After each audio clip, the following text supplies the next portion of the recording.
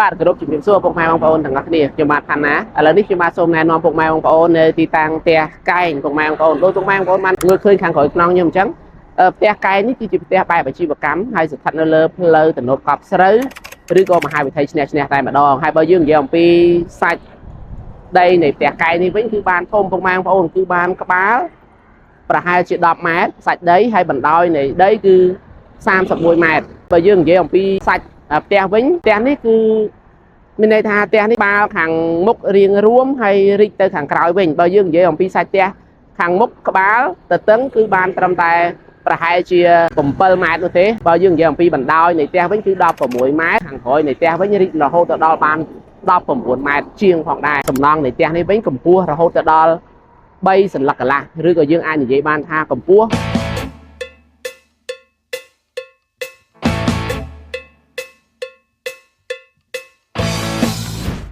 បាទហ្នឹងហើយពុកម៉ែបងប្អូនដូចខ្ញុំបានជំរាបពុកម៉ែបងប្អូនអំពីទំហំសាច់ដីនិងសាច់ផ្ទះហើយចំពោះឯផ្ទះយើងវិញគឺមានកន្លែងទទួលភ្ញៀវធំទូលាយតែម្ដងហើយចំពោះឯជាន់ផ្ទាល់ដីនៃកន្លែងទទួលភ្ញៀវគឺមានផ្ទះបាយហើយនិងបន្ទប់ទឹកចំនួនរហូតដល់2ផងដែរហើយបើយើងនិយាយអំពីបន្ទប់សរុបនៃផ្ទះនេះវិញតែម្ដងគឺរហូតដល់10 បន្ទប់គេងហើយនិង14 បន្ទប់ទឹកវ៉ាវពិតជាច្រើនមែនតែម្ដងចំពោះសំណង់នៃផ្ទះកែនេះដោយពុកម៉ែបងប្អូនបានមើលឃើញការថតរបស់ខ្ញុំអញ្ចឹងគឺជាប្រភេទផ្ទះថ្មីតែម្ដងពុកម៉ែបងប្អូនហើយបើយើងនិយាយអំពី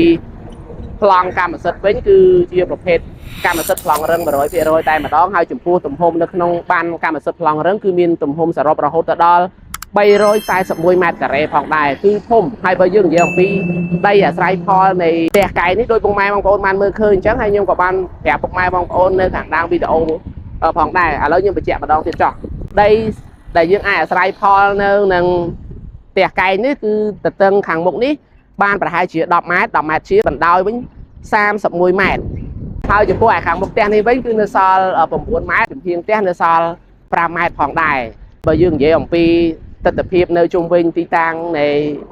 ផ្ទះកែងស្ថិតនៅលើផ្លូវកប់ស្រូវឬមហាវិថីឈ្នះនេះគឺចម្ងាយត្រឹមតែ800 ម៉ែត្រតែប៉ុណ្ណោះពី